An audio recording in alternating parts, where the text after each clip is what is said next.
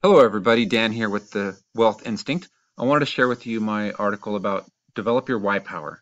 But first, if I could ask you to do me a favor and subscribe to my channel and click the bell icon so you get notifications. I share a lot of content about personal development and about business. So, developing your why power, to me, this is kind of the most important thing. You know, people talk a lot about having a moonshot and trying to achieve some huge goal, but it's easy to have that. Like I think most of us have these kind of, you might call it a delusion of grandeur, right? But if you have a powerful enough why, then you're going to go for it, right? Most of us just don't even try because we think, oh, it's impossible. I'll look stupid. I won't make it. But if you have a powerful enough reason, then you'll go for it, and you won't let anything stop you. Um, and that's what this article is kind of about: is my why and the power and importance of why. So a lot of people talk about like motivation and willpower. And studies have shown that willpower doesn't work. They've done studies where they put snacks in front of people and they test how long they're able to resist them, right? And what happens is people resist it for some period of time and then feel some sense of accomplishment in some ways, like, oh, I resisted it for 20 minutes, an hour.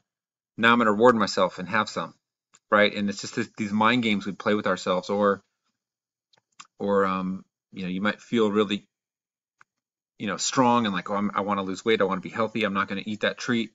But over time, it gets where your energy drops and you wear down, and so willpower tends to wane over time.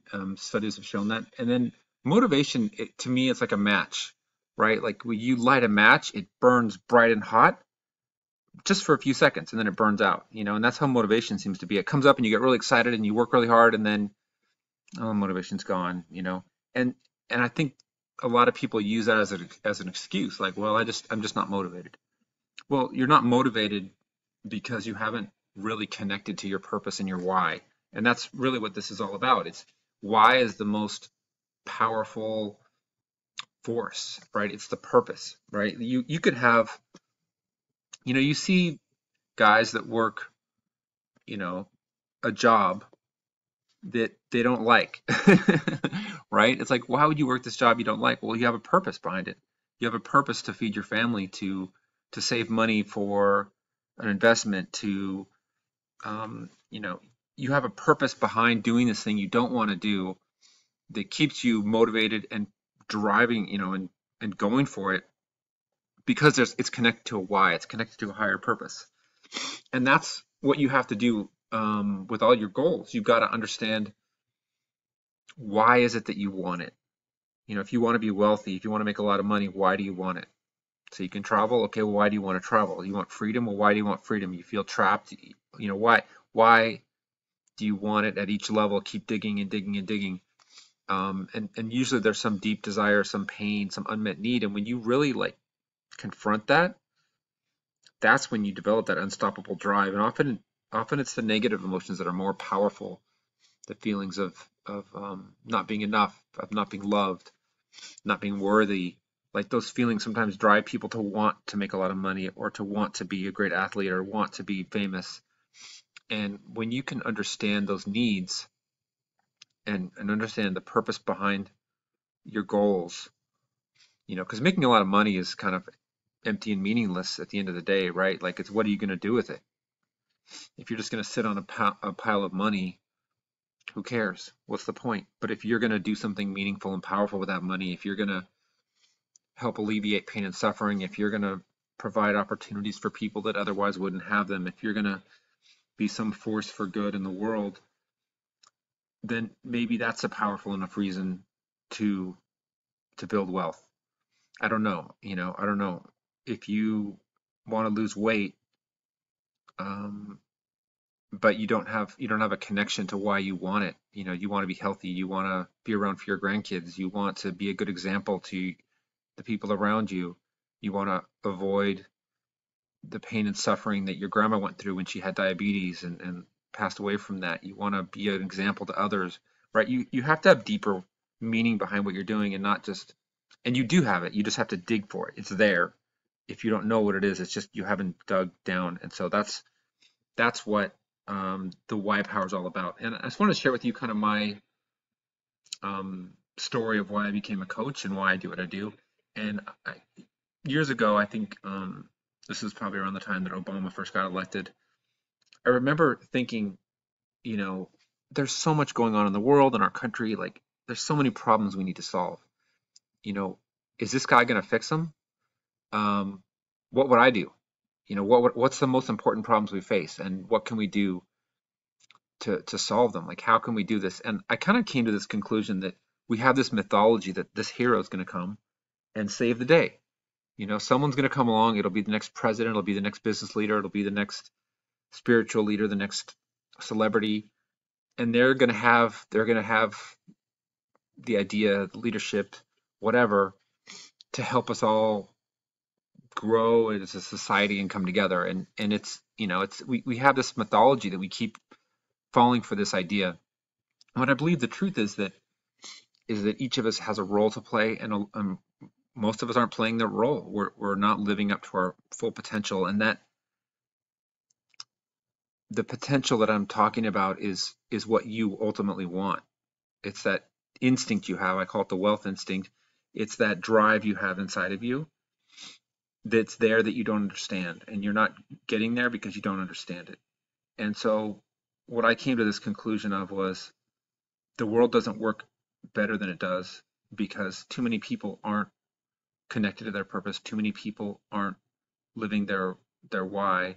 Too many people aren't contributing and sharing to the world in the way that they're meant to, right? Like, I think if every one of us shows up with, the way we're here to, with our positive attitude, our energy, our focus, our commitment, then we're gonna improve our lives and the lives of the people around us. And it's like this ripple effect where, it forms this synergistic effect where we all get better together. And I know that sounds sappy and idealistic, but that's why I became a coach, because I believe in everyone's potential to improve, and I believe in their potential to become more than they are, and to get through their limiting beliefs and go through the struggle to become, the person they're here to be. Um, and so that's why I do what I do. And this idea that your greatest struggle can be a light for others to follow, right? I went through a really difficult, I wouldn't call it a health crisis, but just a health struggle, where I had no energy and no focus and felt depressed and just couldn't think clearly. And I realized it was connected to the way I was living, mostly the foods I was eating. I was eating really sugary, starchy foods, not enough water, not enough fiber, not enough vegetables, not enough healthy fats. And I just felt sick all the time. And when I finally was able to heal myself from that, I felt like I need to, maybe other people feel this way. Maybe other people get food comas and brain fog and feel bloated and don't feel motivated and can't seem to get fit. And maybe I should share this with other people, and maybe they can benefit from this. And that's kind of what got me started.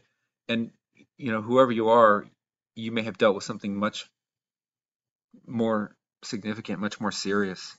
I've met some people that have gone through horrible things that I can't even imagine having to go through, but they've come through and become, motivational speakers, or they've been able to share their story and prevent other people from having to suffer the way they did.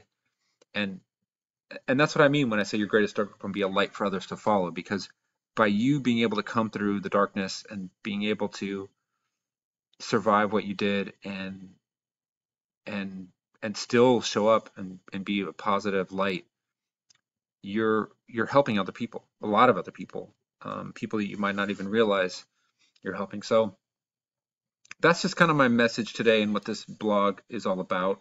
And so my mission is just to become my best self. Like, if you want to improve the world, improve yourself. If you want other people to change, then you have to change.